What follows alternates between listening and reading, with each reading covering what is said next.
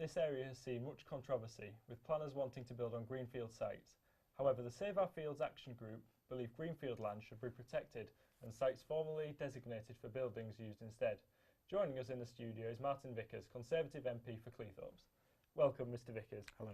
Now, North East Lincolnshire Council are looking to provide 12,000 new homes by 2030, and developers have been criticised for building on the greenfield. Has there been enough land to cater for this amount of housing? Well, personally, I would dispute the need for that number, and I think it may well be revised over coming years. But the unfortunate thing is we have in this area is yes, we have lots of brownfield sites in the town centre, but not areas that people, generally speaking, want to move to. The trend is out and usually to the south of the town, so therefore Humberston, New Waltham and those areas have to take the biggest hit. There are a number of applications in at the moment. I suspect that one of them will go ahead, but others are perhaps a little bit speculative.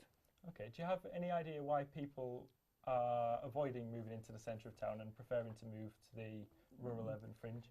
I think it's just they feel it's a better standard of life out there. Everyone or most people tend to want to have open fields not too far away. Yeah. They just feel the pace of life is that little bit slower and more pleasant. Fair enough. Do you believe it's right to build on greenfield sites? Well, there's a balance, as with everything. You can't rule out greenfield sites full stop, because otherwise you constrain in growth within the area, and all areas need economic growth in order to expand and provide the standard of living that we all wish for.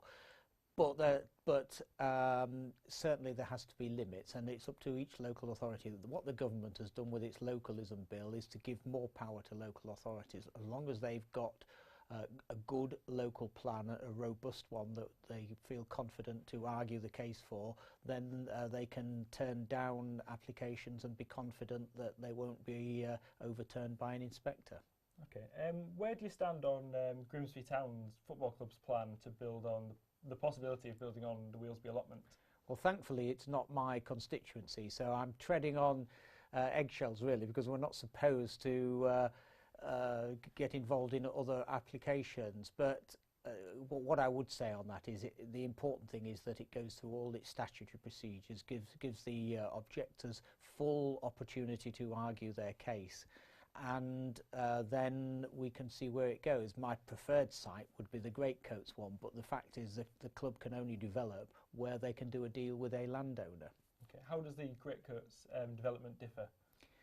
Well, it's less remote. It's more remote from the majority of housing. Yes, there are problems, and this was a planning application many years ago when I was a councillor, and I do know the impact it will have on the village of Greatcoats.